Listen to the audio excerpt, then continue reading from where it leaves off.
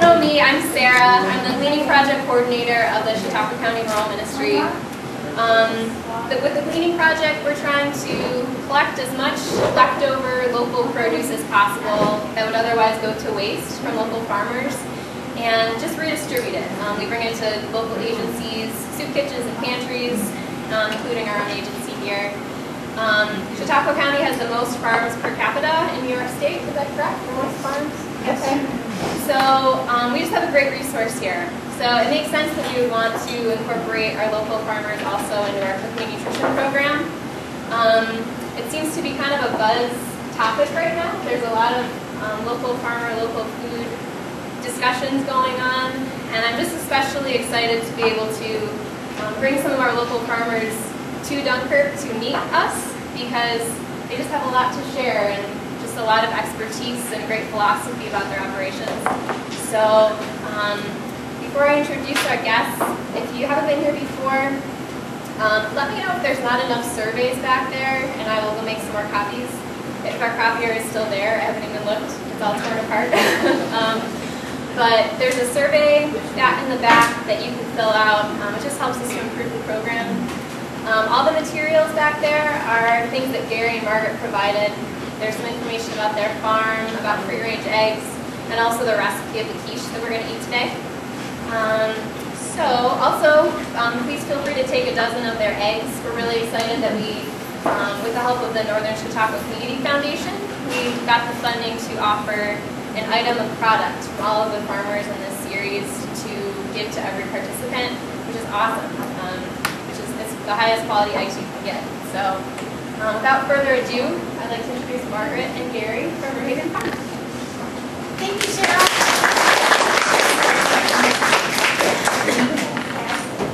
I'd like to thank you all for coming today. It's such an honor to have such a good turnout and to see some old familiar friends and many new faces. We always love to meet people in the community. And I know already just from some comments we've heard from people, we have a lot of questions about things that we're going to talk about a little bit more in a few minutes.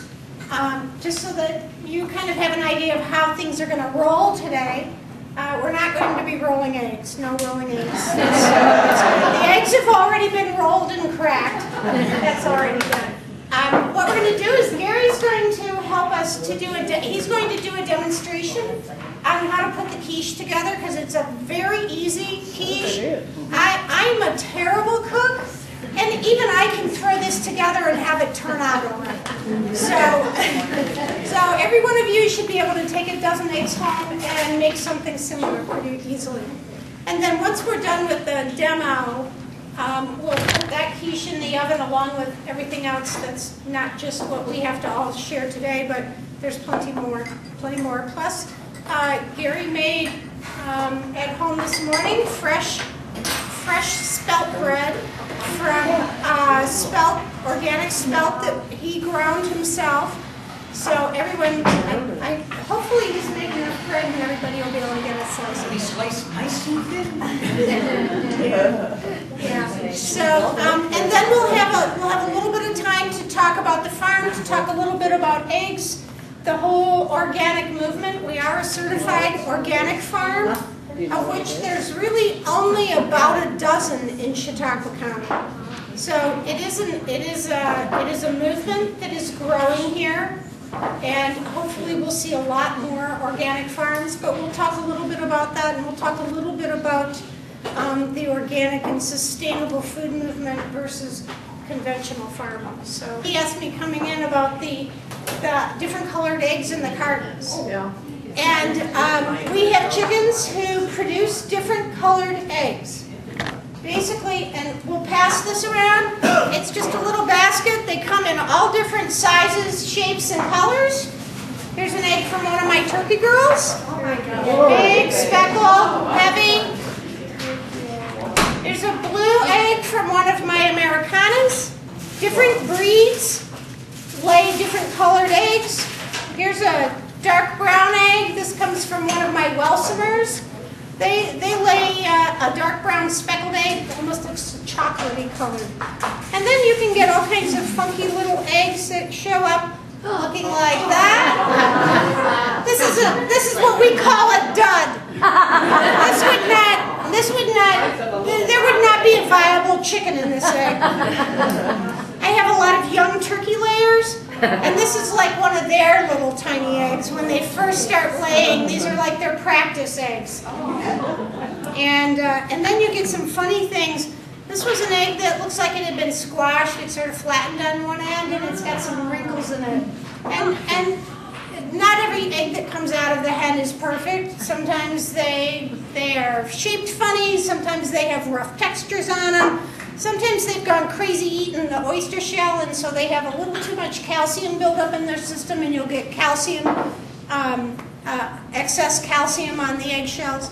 So, you know, I'll put this, well, I don't know quite where to put this, but maybe later we'll pass it around. Set it down here, you can pass it. Yeah, and you can pass it around and look at it and see about that. But it is very breed specific. Basically, there's two colors of eggs. There's a white egg and a blue egg. All right, so you might wonder, what's a brown egg then? All right, a brown egg is a white egg shell that's got a brown coating on it. The very last thing in the process, as the egg comes down through all the oviducts and the different passages before it's being laid, literally the very last thing, it goes through the paint factory. It's just like an automobile coming through the factory line. The very last thing, it gets a shot of pigment on it before it's laid. So brown eggs are simply a white egg with pigment cast on it. The blue eggs are part of the genetics of the bird itself. When you crack your eggs open, you'll see the brown eggs are white on the inside of the shell. Blue eggs are blue all the way through the shell. It's just a characteristic of the genetics of the bird. Do they taste differently? No, they don't taste differently at all, and there's no difference in the nutritional value. There's an old myth that says blue eggs are lower in cholesterol, but there's no truth to that whatsoever. Okay, Gary's ready to go. I'm going to try anyway. Normally we dice up the garlic a little finer than this. I'm going to scrape it out and roll it some. But start with about a dozen eggs. It's very simple. Stir them up. Put them in the bowl. You've got a pie pan that has been coated in oil. Yeah, they did all this for me, which is very nice. Oh, thank you. Look at that. Kitchen crew here is wonderful. Let me tell you. This pan might be a little small for a full dozen eggs, but it's already into it. We'll just work it. A recipe, for all intent and purposes, is a guide. You can do all kinds of things that aren't in the recipe and still make things work. I called for a little more milk, the recipe calls for a little more milk, and I'm going to add it. If I add it all, it's going to go way over the top of the pan. Put some of that in. Put some cheese in. Grated cheese, you can get this at the market already grated. You can get a block, or grate it yourself. Some people like a lot of cheese, some people like a little. I like a lot. Chopped spinach.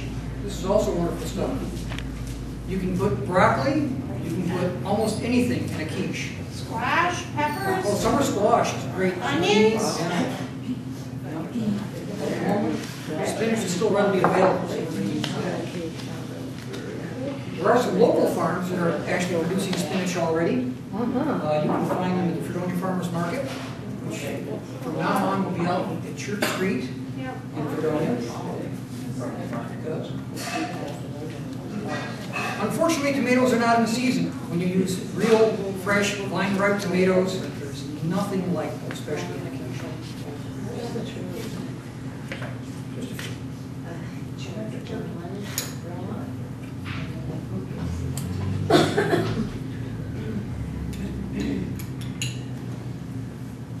You don't mix them together. You put them in later. I could put them all in a bowl and mix them first, but I'm just going to do it like this, and it's fine. It all gets mixed up in Yeah, the it all pan. gets mixed up in the pan anyway. And the wonderful thing is, when you're dealing with a small-sized pan, you don't overflow it. If I put everything in the bowl and said, yeah, that looks good, I would have a lot left over. I don't know where I put it. So I'm dealing with the size of container. This is another thing about recipes. They're a guide.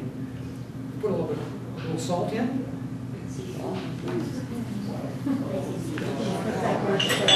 And a little black pepper. Anyone here doesn't like pepper? Because I peppered the rest of it pretty well.